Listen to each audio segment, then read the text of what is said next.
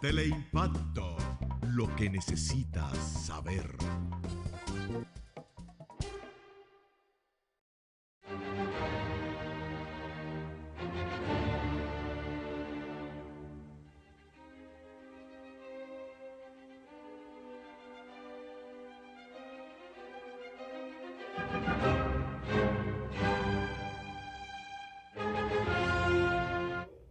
Saludos dominicanos en todo el territorio de la República. Les habla los Poles Payananita y Agenda Nacional prosigue con su enfrentamiento con la liquidación de la nación. Hoy tenemos invitado, y me imagino que debe haber tropezado con lo que tropezamos todos los días, los que nos movemos en esta capital, que es con los tapones del tráfico de la ciudad.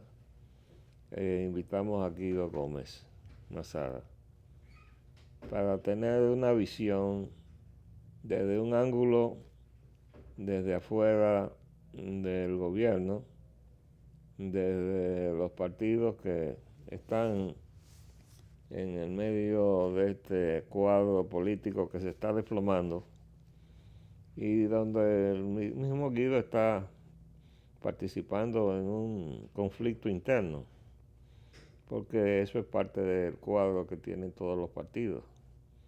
Hay un conflicto en lo que fue el PRD, partido al que yo le dediqué muchos años de mi vida, y que dejé en la medida en que me convencí que había dejado de ser partido nacionalista, revolucionario y democrático que fue al poder en 1978 con don Antonio Guzmán, y se había convertido en una agencia de colocación de las creencias de los acreedores de la nación dominicana, que son los mismos de los acreedores de América Latina, la banca acreedora de América Latina. Pues bien, hecha esa conversión, yo decidí abandonar el PRD hasta el sol de hoy.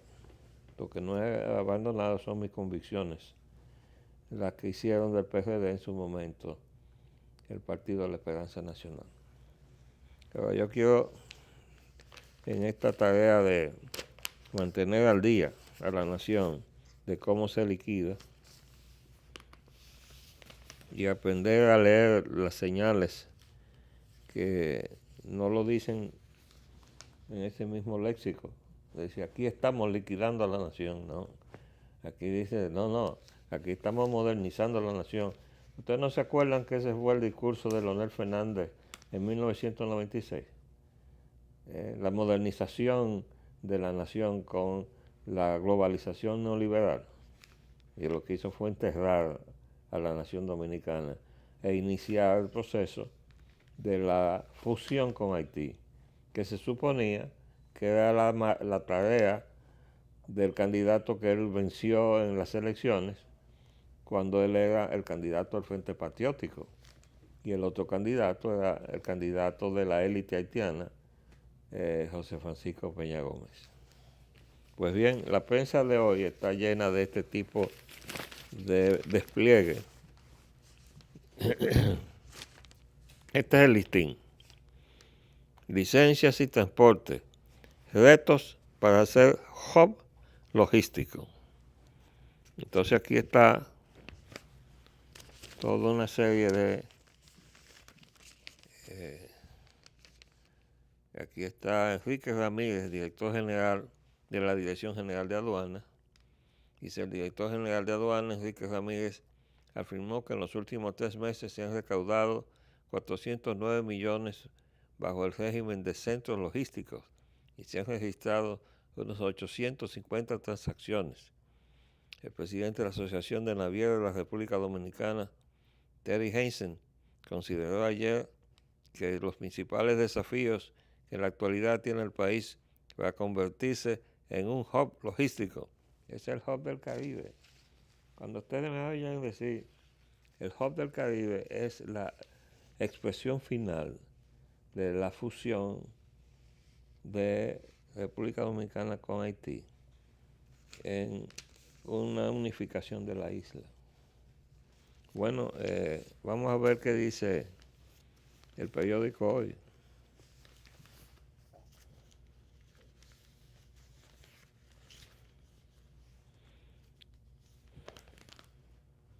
Este habla un poquito más claro.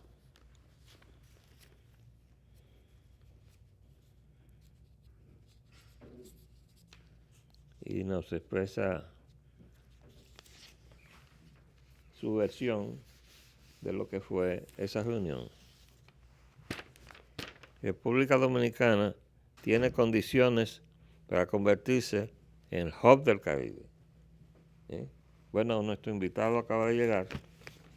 Vamos a darle la bienvenida inmediatamente y decirle, buenas.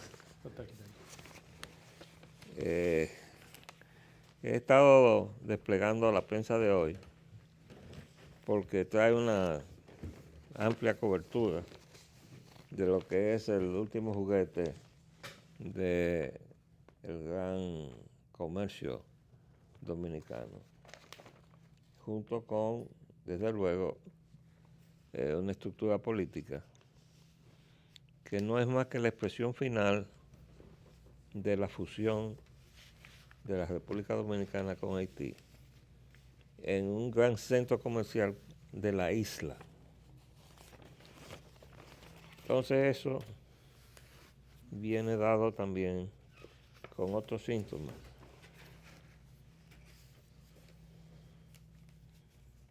La economía dominicana lidera la región, porque resulta que nosotros tenemos una economía que es la más alta del hemisferio.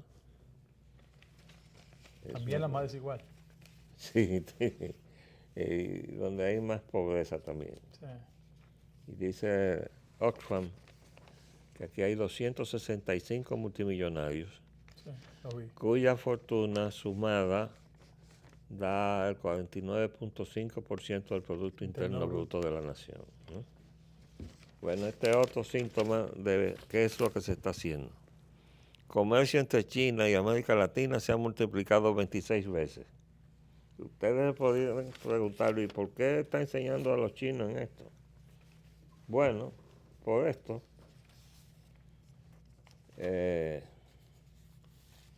Goldman Sachs compra bono Venezuela. Según The Wall Street Journal, 2.800 millones de dólares compró Goldman Sachs. Y la gente se pregunta, ¿pero por qué nos está mostrando esto si estos son judíos? Bueno, porque estos judíos, junto con la Casa Rothschild y otros más, que estaban antes en Wall Street, en New York, están ahora en China. Y están haciendo de China su plataforma de dominación mundial. Y son los que son los promotores del proyecto del Hub del Caribe. ¿Qué creen ustedes que se va a hacer aquí cuando se logre lo que ellos están tratando de impulsar? ¿Qué es lo que vamos a estar moviendo en esta gran actividad económica que ellos están previendo que vamos a hacer? Bueno, pero todo eso viene mientras la prensa y todo el mundo está pendiente de Odebrecht y de la corrupción de los funcionarios que han sido detectados hasta ahora, ¿no? Y por otro lado, se ha estado también tratando de ver hasta dónde el proyecto de Punta Catalina ha estado o no involucrado en la estructura de soborno, que se supone que el proceso de sobornar a un funcionario tenía que culminar en una recompensa, que es la de poder abultar el presupuesto y ganar más dinero a costa del bolsillo dominicano. Pero hay algo que yo no sé si te has percatado, que no se menciona. ¿Cómo qué? Que Punta Catalina está en unos terrenos que no han sido adquiridos por el Estado Dominicano. No, es de una familia. Pero llevamos como 2.300 millones metidos ahí ya, Ujú. comprometidos el Estado Dominicano. Y resulta que El contrato es de 99 años. hay un contrato de arrendamiento que todavía está en el Congreso. Quiere decir que yo te pido que como jurista, y además tú fuiste consultor jurídico de la Nación, yo quiero que tú me analices si esa es la manera de manejar los asuntos del Estado. Ok. Porque yo he hablado aquí con mi opinión personal, pero yo me he preguntado que por qué ese silencio de parte de lo que debía ser la oposición. Y como yo sé que tú has caído en un bache en uno de esos partidos, puesto que estás precisamente tratando de dilucidar cómo ese partido se ha partido. Sí, y no un centro comercial. Ajá. No, pero vamos por parte. Mire, arquitecto. Primero, vamos a gracias ver. por la invitación. En segundo lugar, yo, si bien es cierto, comparto sus preocupaciones de carácter internacional que han sido parte de la introducción del programa de hoy y de su hoja de vida. Yo quiero, en este caso, como usted me pone sobre el tapete aspectos que son esenciales del país, irme desde el tema de Odebrecht hasta el tema de Punta Catalina, siempre y cuando consigne que una cosa tiene que ver con la otra. Lo primero, el fenómeno de Odebrecht es un fenómeno de soborno internacional que tocó la República Dominicana porque sin lugar a dudas, tanto las autoridades judiciales de Brasil como la de los Estados Unidos iniciaron una etapa de persecución frente a esa empresa. Y esa acción terminó con un reconocimiento de la empresa de que incurrió en prácticas de soborno. Ellos le llaman coima, pero son sobornos. En una parte importante del hemisferio, hasta Angola llegaron a penetrar con esas prácticas. Y a partir de ahí se inició en toda América Latina acciones de carácter judicial que en casos tan importantes como Perú tiene a un expresidente perseguido y a dos expresidentes que aparecen en la nominilla de Marcelo Odebrecht. Perdóname, déjame plantearte esto a ver si yo estoy perdido o no. Se trata de un diálogo entre corruptos, ¿no? Donde llega alguien que está ofreciendo, entonces eso se llama soborno. Pero si el otro pide, eso se llama extorsión, ¿o no es así? Sí, sí, sí. Bueno, frente a esos acontecimientos, había en la República Dominicana, sectores importantes del país, una especie de necesidad de que el reconocimiento de esa práctica tuviese consecuencias en el orden procesal, penal.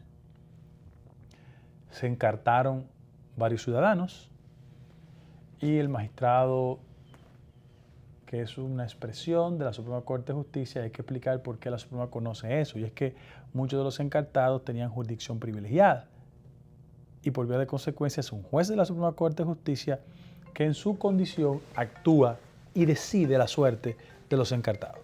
Ayer el país conoció perfectamente qué pasó con ellos. ¿Por qué? Porque muchos de ellos fueron escalonada la sanción, una sanción de 1 año, 9 meses, 6 meses y 3 meses. Ahora, ¿cuál es la preocupación procesal frente a este inconveniente? ¿Están todos los que son? ¿Son todos los que están? Claro. Y el que lee con detenimiento el documento de la Procuraduría tiene que llegar a la conclusión que se consigna con precisión de que en la fase de investigación se podría ampliar el número de personas que habrán de comparecer. Déjame interrumpirte para pedirte que nos orientes con relación a ese instrumento que se llama Código Procesal Penal, que no es lo mismo que el Código Penal. Tengo entendido que el Código Procesal Penal es un injerto sajón en una estructura francesa, ¿no? De jurisprudencia francesa. Y tengo entendido que es en ese Código Procesal Penal que está la figura de la delación premiada. Sí, sí. Me parece un poco poco ético, ¿no? El asunto de que la administración de justicia se convierta en déjame premiar yo a este delator. Frente a una confesión del imputado por ante las autoridades del Ministerio Público. Pero eso se premia, entonces. Bueno, el concepto en una parte importante de Europa, por el caso de Brasil, que es el instrumento de inicio en la fase de persecución, el concepto se llama así, delación adelantada. En Estados Unidos se llama deal, que es un acuerdo mediante el cual el DA, que es District Attorney, llega a un convencimiento y rebaja penas. Una negociación. Una negociación pura y simple en el ordenamiento jurídico. ¿Qué pasa en el caso dominicano? Que hubo un primer intento de acuerdo mediante el cual las autoridades de Odebrecht iban a validar, iban a consentir una especie de los potenciales encartados llegasen a acuerdo con las autoridades para resolver desde el punto de vista pecuniario. ¿Por qué? Porque el ordenamiento dominicano establece sanciones al duplo cuando es materia de soborno. ¿Qué pasó? Que ese juez, el magistrado Alejandro Vargas, dijo que no procedía. Y frente a esa negación, ellos transitaron en otra instancia de carácter judicial que sí les consintió su iniciativa. ¿Cuál fue el problema? Que el juez, que es un magistrado conocido porque viene inclusive de los medios de comunicación, determinó dos cosas que son importantes. Que los encartados fueran a una prisión de carácter preventiva y que en el ordenamiento de los meses a conocerse la medida de coerción fuera 1 año para uno, 9 meses para 3, 6 meses para 3, 3 meses para 2 y 3 se fueran ¿Y a eso su no casa? sería como una especie de tratamiento médico para estimular la memoria? No, yo lo que creo es que la solicitud que hizo el Ministerio Público era consciente de que tenía la intención de que el caso, al declararse complejo, y consciente también de que muchos de ellos tenían arraigo, yo pienso que todos tienen arraigo en la República Dominicana, todos, el magistrado Ortega Polanco decidió escalonar las sanciones. Y en esa dirección, técnicamente ellos tienen un plazo de 20 días para apelar, pero amplios sectores de la vida nacional se han expresado en esa dirección. Hay dos excepcionalidades a pesar de que hay una decisión del juez. La primera tiene que ver con 2 de ellos que técnicamente fueron enviados a prisión domiciliaria, arresto domiciliario. Hablo de Radamés Segura y de Roberto Rodríguez. Sí. Y hablo del caso de 2 senadores, el senador de San Cristóbal, el senador de Santiago de los Caballeros y un diputado de la capital que por poseer jurisdicción privilegiada no pueden ser materialmente aprehendidos. Yo quiero aprovechar esta oportunidad para explicarle a la gente que si bien es cierto la decisión del magistrado Ortega Polanco involucra a 3 legisladores, la acción procesalmente es correcta porque los legisladores solo pueden ser aprehendidos técnicamente cuando hay vacaciones legislativas. Sí. Aquí hay 2 precedentes en la materia. O sea, ellos no salieron ayer del juicio para la cárcel porque la jurisdicción de ellos es privilegiada. Ellos tienen una inmunidad parlamentaria. Frente a eso se fueron a sus hogares, pero habrán de ir a todos los requerimientos que la justicia entiende. Que te interrumpa. Escuché a un analista jurista referirse a la situación de esta manera. Dice que Rondón es el eje transversal. Es el fundamento de la acusación del Ministerio Público. Que vincula a todo lo demás. Sí. Es decir, primero, los que fueron funcionarios del Estado, entonces pueden ser inculpados de una asociación de malhechores. Sí, no sé, es la tipificación que tienen. Pero el señor Rondón, Que no era funcionario público. que no lo era, pero era el que venía de acuerdo con la relación que se determinó en Brasil con Estados Unidos, el que tenía el dinero de soborno. Sí. De manera que el que estaba señalado, el señor Rondón, era el único que estaba señalado por la... Autoridades. No, por la fuente de dinero, que es la empresa Odebrecht. Sí, las autoridades de Odebrecht. Sí. Entonces, el que hizo la delación se llama Marcos Vasconcelos Cruz, que es la persona que estuvo como funcionario en República Dominicana por 12 años. Bien, entonces el punto es el siguiente, Guido. Se está tratando de buscar una solución al problema de la corrupción en Santo Domingo. Bueno, yo creo que no. Yo creo que si bien es cierto, hay una intención de amplios núcleos de la vida nacional para reducir los espacios de impunidad y fortalecer los mecanismos de persecución a la corrupción, yo siento que solo pensar en los aspectos punitivos en materia de persecución de la corrupción deja el trabajo medio talle. Porque hay otros elementos que yo pienso que son sustanciales en la política de combate a la corrupción en la República Dominicana. Y en ese sentido, yo he escuchado argumentos que no comparto totalmente, diciendo que estructuralmente el país tiene una tradición de corrupción, de impunidad, y por vía de consecuencia todos los dominicanos tenemos una tendencia a comportarnos en esa dirección. Argumento desafortunado que yo no comparto bajo ningún concepto. Ahora bien, arquitecto, mire, el esfuerzo por reducir los espacios de práctica de corrupción en la República Dominicana tiene que ser la suma de una voluntad institucional. Porque, fíjense, el elemento esencial que es el fundamento de la acusación en este proceso que el país conoce que es Odebrecht, parte de una figura que no existe en el ordenamiento dominicano, que es el lobismo, es el cabildeo. Pero fíjate, perdona, porque el tiempo de nosotros es muy breve.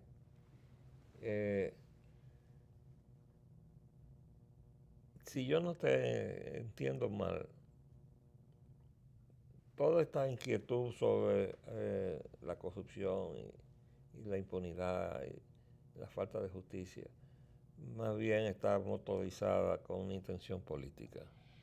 En muchos casos. Que cada quien está obteniendo un resultado. Por que ejemplo, no significa que uno descrea en la política del combate a la corrupción. No, desde luego. Pero, por ejemplo, como yo lo entiendo desde afuera, dentro del PLD hay una lucha a muerte entre Leonel y Danilo Medina, aprovechando la coyuntura de Odebrecht. Cada quien está tratando de salir del otro, viendo cómo lo hace. Y después está todo un escenario político que de alguna manera, bueno, hay una parte que está dentro del gobierno con aquello de gobierno compartido. Creo que hay amigos suyos ahí en esa situación. Y hay sobre todo en la Cancillería, ¿no? Sí. Pero, por cierto, que en la Cancillería está la sede del Hub del Caribe, ¿no? Pero hay todo un escenario que está afuera, que se ha sumado a un movimiento de masa que no ha sido organizado por ellos, sino por la USAID. Es el movimiento verde. Sí. La marcha verde, antorcha verde, libro verde y camisas verdes y todo lo que sea verde, que está prohibido además por resolución de seguridad. Pero el punto es que eso tiene a su vez entonces un objetivo político. Claro, y el objetivo político es el colapso del gobierno. No, y yo pienso que el elemento esencial de toda esta tónica, y por eso mi llamado a la clase política de exhibir capacidades para reinventarnos dentro del sistema de partidos políticos y mejorarlo profundamente, en el sentido de que la intención real de todo este proceso tiene como base suficiente, porque hay exponentes de ella, de decapitar el sistema de partidos políticos tradicionales. Y hay experimentos en América Latina donde el intento tradujo de que la cura salió peor que la enfermedad. Pasó en Perú. Pero bueno, pasó en yo escuché a alguien semejarnos con Venezuela y yo estoy de acuerdo con eso, de que Venezuela, entre Adeco y Copellano, se encargaron de liquidar el juego democrático y surgió Chávez. Yo lo he relatado como yo presencié la opinión del pueblo, porque yendo de Caracas a Maiquetía y conversando con el chofer del taxi que nos llevó, porque el carro de la embajada no apareció a tiempo, y le preguntábamos cómo está esto aquí, él decía, bueno, los adecos se han encargado de convencernos de que los copellanos son unos ladrones, los copellanos de que los adecos son unos ladrones. Bueno, pero ese fue el colapso de lo que se llamó el pacto de punto fijo. O sea, esto solamente lo arregla una mano dura, y la mano dura apareció. No, pero llegó, pero ¿dónde está Venezuela? No, bueno, está colapsada. Mismo, sí, pero pasó por Chávez. Sí. Bueno, pero se encargaron de liquidar el sistema democrático, los adecos y los copellanos, con aquellos que los venezolanos no tuvieron más remedio que bautizar con chupancia. Bueno, y aquí le llamamos gobierno compartido.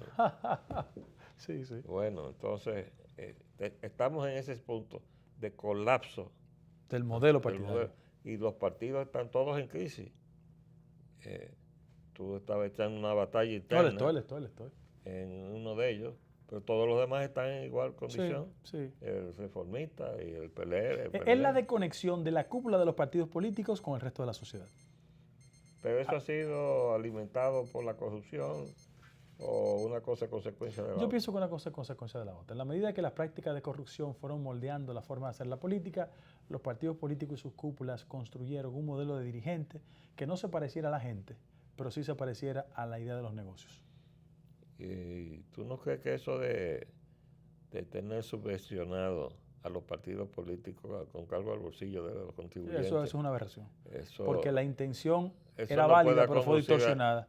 Bueno, no, que cuando un muchachito está comenzando a caminar, está bien, usted le pone una andadera, pero usted no puede pasarse 50 años con las andaderas Claro. puestas. Claro. Bueno, caramba, el tiempo no nos alcanzó, pero yo quisiera ver realmente cómo ves tú esta situación desde adentro de lo que fue el PRD. No. Porque En yo- una próxima oportunidad con mil amores. Porque yo le dediqué muchos años a ese partido Sí, y me da mucha pena verlo por donde anda. sí, lamentablemente. Bueno, pues gracias por venir. Gracias, arquitecto. Placer, ¿eh? Les saludo por la Anita. Hasta luego.